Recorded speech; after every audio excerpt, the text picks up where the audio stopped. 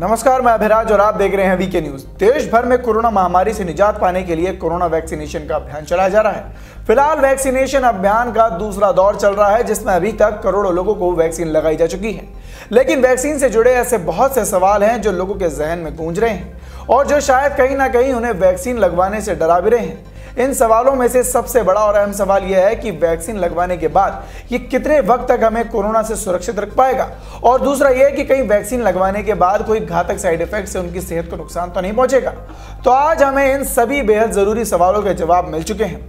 चलिए अब हम आपको भी बताते हैं और आपके इन सवालों के जवाब बताते हुए आपकी चिंता और आपके डर को दूर भगाते हैं। दरअसल आपको बता दें कि अखिल भारतीय आयुर्विज्ञान संस्थान AIIMS के निदेशक डायरेक्टर गुलेरिया ने शनिवार को कहा कि कोविड-19 टीका 8 से 10 महीने तक संक्रमण से पूरी सुरक्षा देने में सक्षम हो सकता है।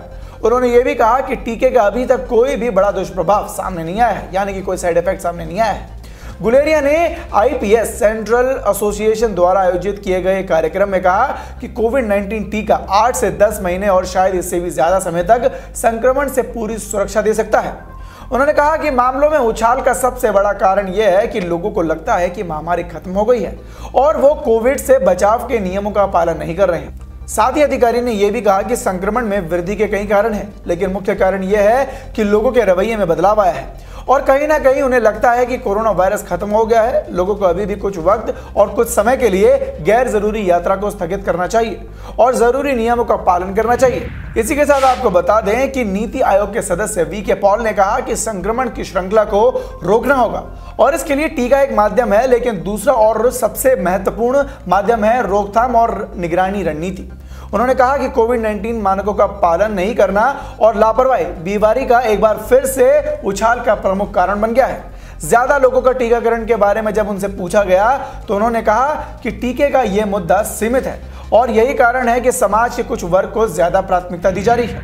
उन्होंने कहा कि अगर हमारे पास असीमित आपूर्ति होती तो हम सभी के लिए टीकाकरण शुरू कर देते, लेकिन ऐसा नहीं है और यही कारण है कि हर किसी को टीका नहीं लगाया जा रहा। दुनिया के अधिकांश देशों में इस वजह से प्राथमिकता समूह से आगे नहीं बढ़ पा रहे हैं। नीति आयोग के सदस्य ने यह भी कहा कि सबसे ज्यादा मृत्यु और दर वृद्धावस्था वाले लोगों को ही देखी जा रही है। उन्होंने कहा कि इन लोगों को टीके लेने की देर नहीं करनी चाहिए, इसलिए संदेश यह भी दिया कि उन्हें इसकी आवश्यकता दूसरों की तुलना में ज्यादा है। यही कारण है कि उन्हें कोविड-19 टीका देने में प्राथमिकता दी गई है।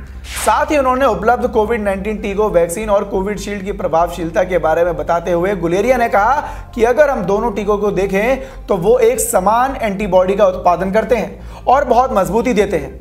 हमारे पास उपलब्ध टीकों को लगवाना चाहिए क्योंकि दोनों ही टीके आपको बेहतर और लंबे समय तक सुरक्षा देने में समर्थ हैं।